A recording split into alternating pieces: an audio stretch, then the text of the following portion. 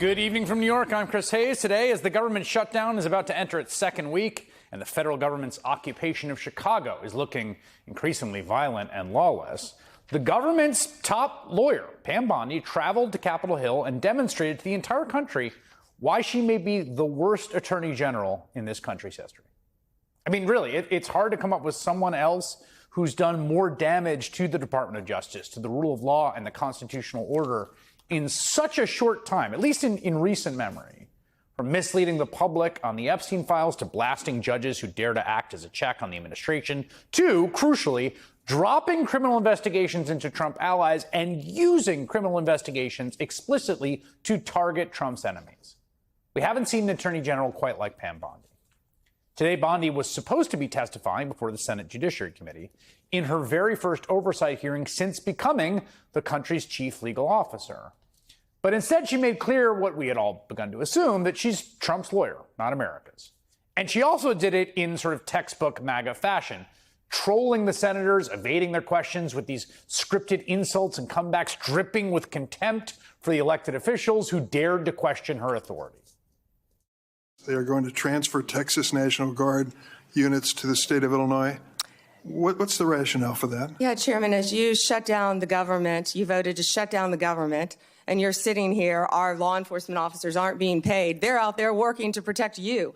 I wish you loved Chicago as much as you hate President Trump. The same lobbyists who met with your people and basically got rid of the antitrust case. Senator, I don't think a lot of people like that you were out protesting with Antifa. Right. What is the answer? Did he take the money? You know, Senator Schiff, if you worked for me, you would have been fired because you were censured by Congress for lying with your We can stipulate to, you can stipulate to all your personal attacks on the Democratic members of the committee. Personal attacks. The senators there threw their questions. And again, a lot of those questions weren't even like gotcha questions. I mean, what is the legal rationale for that? Just answer, right? They laid out a damning case that Bondi has utterly corrupted and abused the justice system and the Justice Department in unconstitutional ways, illegal ways that really do strike at the very heart of our freedom as Americans. Like, are you free from malicious prosecution? And she had no real rebuttal for any of it other than this kind of intense performative truculence.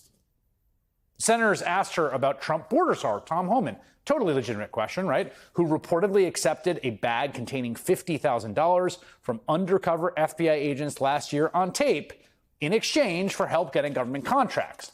But the FBI abruptly dropped its criminal probe into Homan on orders from Bondi's Department of Justice. You know, there's a tape, right, with Mr. Homan? I mean, first of all, is there a tape that has audio and video of the transfer of the $50,000? You would have to talk to Director Patel about that. No, I'm talking to you. I don't know the answer, Senator. Yeah, you do know the answer to that. Don't call me a liar. My question was, what became of the $50,000 in cash that the FBI delivered, evidently in a paper bag, to Mr. Homan?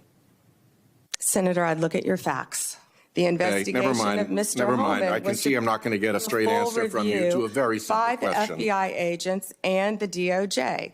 They found no credible evidence of wrongdoing. You know, you're very concerned about money and people taking money, and you rail against dark money. Wait a second. You work with dark money groups all the time, Senator Whitehouse.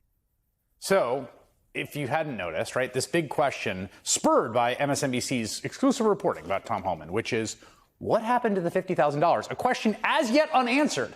A question that has not been, and Homan's not denied taking the money, right? So his border czar gets a bag of cash and keeps his job. And do we get an answer from Pam Bondi today? We do not. Meanwhile, Bondi's Department of Justice going full steam ahead with its politically motivated prosecution of former FBI director and Trump critic James Comey. He's set to be arraigned tomorrow morning on 2 federal charges. We had reporting that they were looking for big, beefy agents to perp walk him, but they wouldn't do it. That was something else Bondi refused to talk to senators about. The night before James Comey's indictment, you had dinner with the President of the United States. Pretty intimate group. Actually, there were a lot of people there that night. That's a great picture. Was James Comey discussed at that dinner? I love that picture. That's a great picture. And there were a lot of people there that night.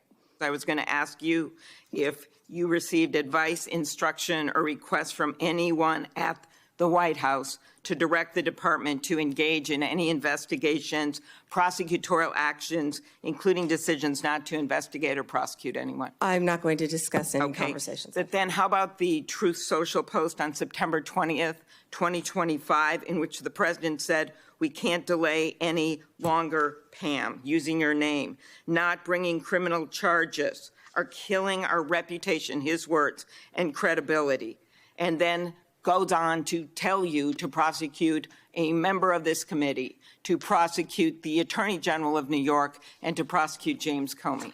Do you consider that a directive to the Justice Department? Senator Klobuchar, President Trump is the most transparent president in American history, and I don't think he said anything that he hasn't said for years. Trump, of course, literally posted his social media telling Pam to indict Comey, quote, "Pam, we can't delay any longer. Justice must be served now, President DJT."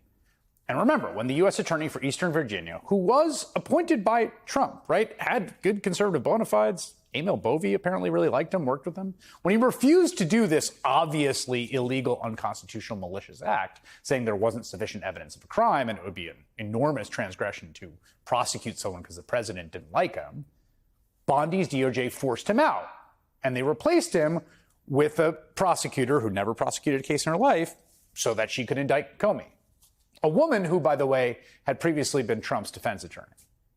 Just as well, Pam Bondi once defended Trump in his first impeachment trial back in 2020 before he gave her this highest legal post in the land. Bondi is in that post to do one thing and one thing only, whatever Trump wants her to do. She's not here to answer to anyone else, least of all the American people and their elected officials, as California Senator Adam Schiff pointed out in another testy exchange. So these are just some of the questions you refuse to answer, or have answered with personal attacks on members of this committee. You were asked whether you consulted with career ethics lawyers, as you promised you would do during your nomination hearing, when you approved the president receiving a $400 million gift from the Qataris. You refused to answer that question. You were asked who or what role you may have played, or who played the role in asking that Trump's name be flagged in any of the Epstein documents gathered by the FBI. You refused to answer that question. You were asked whether Homan kept the $50,000 bribe money. You refused to answer that question. You were asked whether Homan paid taxes on the $50,000 bribe money. You refused to answer that question. You were asked, did career prosecutors find insufficient evidence to charge James Comey? You refused to answer that question. You were asked, how are military strikes on these boats in the Caribbean legal? And you refused to even answer that question. You were asked, a law degree, excuse me. One point of fact, Adam Schiff does have a law degree. He's practiced law longer than Pam Bondi, who is, as you can see, in a weird way, right?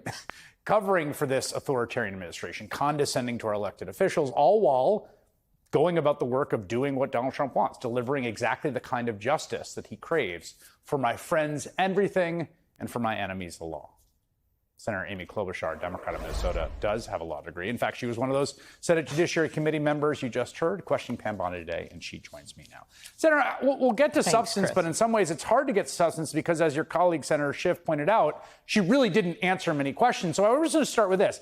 I have never quite seen a performance. I have covered many oversight hearings in my life. I've seen testy exchanges, honestly. Really, they get heated. I have never seen anything like that. Have you ever seen that approach to an oversight hearing? I have not. And one of my favorite parts that I had not seen was when Senator Schiff said, okay, we'll stipulate that you're attacking each one of us. We will stipulate to that. But actually, what was happening, I think you know, was dead serious. You know, I asked about this Comey prosecution, which was clearly ordered by the president. It was a vengeance prosecution. I asked, and she didn't answer, said wouldn't answer. I asked about the removal and the pushing out, the termination of Eric Siebert, who was the conservative Republican who opined that, in fact, the facts did not support a prosecution. She wouldn't answer that. I asked about the firing of a 20-year experienced prosecutor who is head of national security work in that same U.S. Attorney's Office, who was fired later because some conservative influencer had said that they thought they were involved in the Comey case, nothing to do with this case. and in fact was working on getting justice for our service members in Afghanistan. And then you heard what my other colleagues asked about. You had White House and Welch asking, where's the $50,000 that was given to the border czar? You have got Durbin and Schiff questioning why won't you release the Epstein files? What advice did you get? And then you had Senator Padilla, something that you didn't catch at the beginning there, asking, will you follow court orders? She wouldn't answer that. It was outrageous. She is the chief legal officer for the people of the United States, not for the president of the United States. So